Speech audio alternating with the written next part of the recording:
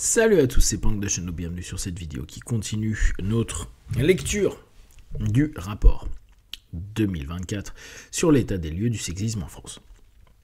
On est sur la partie « Un vécu des violences encore massif ». Le sexisme est un tout. Il procède d'une représentation du monde fondée sur l'inégalité entre les hommes et les femmes considérées comme naturelles. Je trouve que c'est dommage qu'ils aient pas mis cette définition au départ.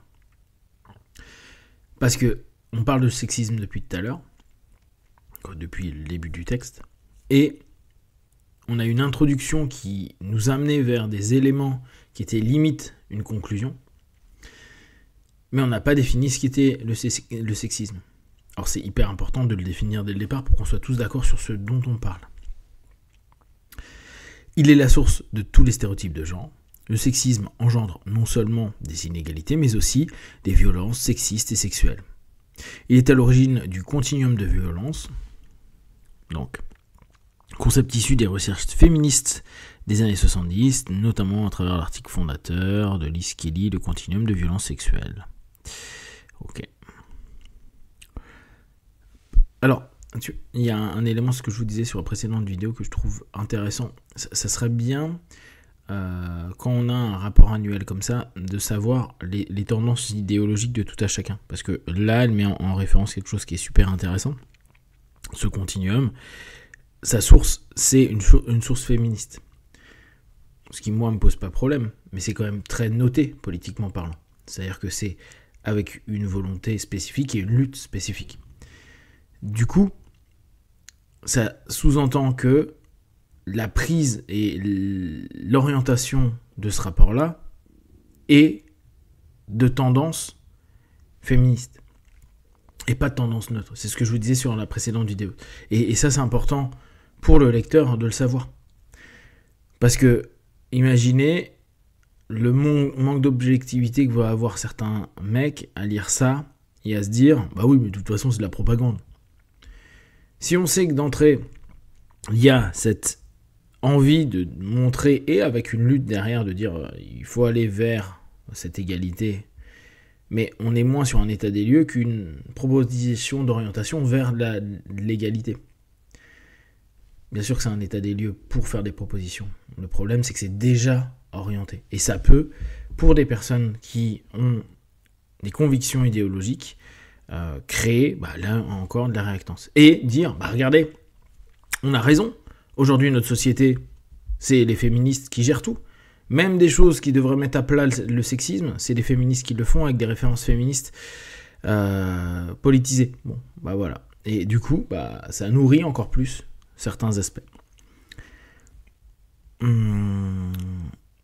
Donc, des continuums des violences, des plus anodines en apparence aux plus graves. Et c'est précisément pour cette raison qu'il faut s'y attaquer. Ainsi, sur cette troisième édition, les femmes sont toujours autant nombreuses, à déclarer avoir déjà personnellement vécu une situation sexiste. C'est le cas de quasiment 9 femmes sur 10. Les violences sexuelles s'exercent à un taux toujours alarmant. Dans le détail, une majorité restitue toujours des situations de sexisme ordinaire. Mais l'enquête montre également que des situations de violence, discrimination et harcèlement sont vécues dans les proportions alarmantes. En lisant ça, j'étais en train de me dire, ce qui aurait été cool aussi, c'est de bien définir ce qu'est situation de violence, discrimination et harcèlement. Vraiment les définir avec des points clés pour que tout le monde ait la même notion. Parce que si, en amont, ils disent les hommes et les femmes dans ce rapport-là ne voient pas les choses de la même façon, on sait qu'il y a des violences, mais on ne le perçoit pas de la même façon. Regardez ce qu'ils ont expliqué au niveau de l'entreprise. Pour eux, en entreprise, les mecs, il n'y a pas vraiment quelque chose qui est problématique, alors que pour les femmes, elles vont le ressentir. Comment tu vas pouvoir dire situation de violence, discrimination, harcèlement, si l'autre côté, les hommes, eux, ils ne considèrent pas que c'est du harcèlement, ils ne considèrent pas qu'ils discriminent, ils vont dire que c'est une blague, j'ai dit n'importe quoi, mais ils ne considèrent pas que c'est une situation de violence. Cette notion, elle devrait être définie vraiment clairement. Comme l'année dernière, 37% des femmes déclarent avoir vécu au moins une situation de non-consentement. Alors là, par contre, il y a un petit astérix, ça c'est cool. Ont répondu positivement à cette catégorie, eu un rapport sexuel alors qu'elles n'en avaient pas en vie avec l'insistance, eu un rapport sexuel non protégé devant l'insistance de votre partenaire, eu un rapport sexuel pendant lequel votre partenaire a retiré son préservatif sans demander son accord. Et ça donc c'est quoi? C'est situation de non-consentement. Oui, logique. Mais c'est complètement non consenti. Eu un rapport sexuel sous emprise de l'alcool, de drogue, sans qu'on vous demande votre consentement. Ok. Parce que hyper cohérent dans ce qu'ils disent. Et c'est quasiment une femme sur deux chez les 25-49. Or, seulement 23% des hommes reconnaissent avoir été l'auteur d'au moins une situation de non-consentement. Et vous voyez, tout le décalage qu'il va y avoir, il est hyper important à prendre en compte. Parce que si... Pardon. D'entrée, on parle de situation de violence, discrimination, harcèlement ou consentement, non-consentement. Comment les mecs vont le définir? Ce décalage évoque toujours un manque de prise de conscience, et là on y est complètement, notable de la part des hommes, et contraste avec la progressive libération de la parole et de dénonciation des violences des victimes. Sur les dernières données officielles, le nombre de violences sexuelles enregistrées a en effet doublé de 17 à 22, ce qui est cohérent. Sur un chiffre de l'enquête, la victimisation qui vise à restituer la réalité et la spécificité des violences sexistes et sexuelles, dont une part très importante n'est précisément pas déclarée aux autorités. Plus d'une femme sur 4 déclare avoir subi au moins une fois des violences psychologiques par partenaire. Alors là encore, violence psychologique, on se rend bien compte que c'est très compliqué. Déjà une violence physique, il y en a, ils vont te dire, s'il n'y a pas de marque, il n'y en a pas. Je t'ai juste mis une petite tape, c'était pas pour te faire du mal. Violence psycho. Une vanne peut être une violence psycho. Mais parler de quelque chose qui va toucher une autre personne, c'est pour ça d'ailleurs qu'aujourd'hui, moi ça m'emmerde, mais après, la société est comme ça aujourd'hui, on est en train de faire des trigger warnings tout le temps. Je vais parler d'un truc, ça pourrait éveiller en vous quelque chose.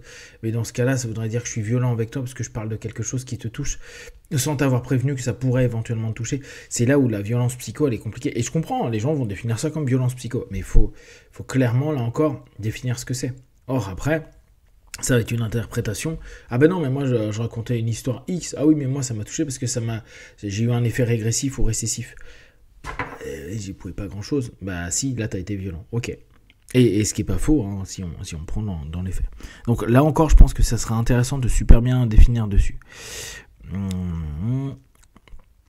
Par partenaire et 1 sur 6 des violences physiques. Enfin, concernant les féminicides, c'est-à-dire le meurtre d'une femme, parce que c'est une femme, 118 ont été victimes en 2022. Nous signalons une baisse en 2023. Les violences envers les femmes sont aussi économiques, privant parfois totalement la femme de leur autonomie financière. En 21, un quart des femmes appelant le 3919 dénonçaient des violences de cet ordre au sein du couple. Et plus de 4 Françaises sur 10 connaissent au moins une forme de violence économique conjugale au cours de leur vie. Enfin, les violences s'exerçant sur les enfants. La fin d'année 2023 a été marquée par la publication très attendue du rapport de la commission indépendante de l'inceste et les violences sexuelles faites aux enfants. 160 000 enfants sont victimes de violences sexuelles chaque année. 5,4 millions de femmes et d'hommes adultes ont été victimes. Il y a, Carl Zero, qui parle beaucoup de pédophilie, violences faites aux enfants. N'hésitez pas à aller voir ce qu'il propose et ce qu'il met en avant, et ce que justement les autorités font pas forcément, ce qui pose un peu problème. Des inégalités de traitement dans tous les domaines. Cette année encore, des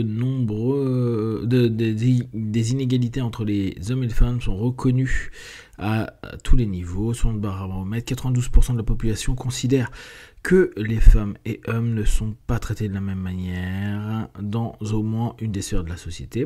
Le monde du travail reste perçu comme la sphère la plus inégalitaire, tant dans le choix des métiers exercés que dans les carrières de rémunération à qualification et compétences égales. Seuls 20% de la population considère que les femmes et les hommes y sont égaux en pratique, ce qui est corroboré par des enquêtes statistiques officielles.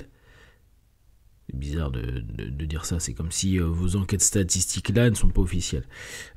Puisque le revenu salarial des femmes reste inférieur en moyenne à 22% de celui des hommes. Alors que le baromètre restitue cette année une tendance à la réassignation à domicile des femmes, qui s'accompagne d'une quasi-exclusion de la filière numérique les plus prometteuses. Le constat est tout particulièrement alarmant. Ok, on va s'arrêter là. Alors après, l'élément qu'il y avait, c'était sur les familles, écoles et numérique, les 3 incubateurs du sexisme. Je vais pas vous le lire ça, je vous invite vraiment à le faire. C'est intéressant de voir tout ce qu'ils disent, les biais sexistes à l'école, les orientations genrées et vectrices d'inégalité, etc. Il y a pas mal d'éléments et d'infos qui sont cool. Moi, je vous invite, de façon générale, quand ils font des rapports comme ça, à les lire. C'est super intéressant. Ça nous change de ce que disent les médias. Bien sûr, là, comme j'ai fait, vous allez avoir votre propre point de vue, vous allez avoir vos propres questionnements, vous allez avoir vos propres réflexions. Et c'est ça qui est intéressant, c'est se dire, ok, j'ai lu ça comme article, mais là, en lisant le rapport, je me rends compte que ils se sont focalisés que sur ça. Ouais, ok, quelle orientation à l'article, le journal, etc., etc.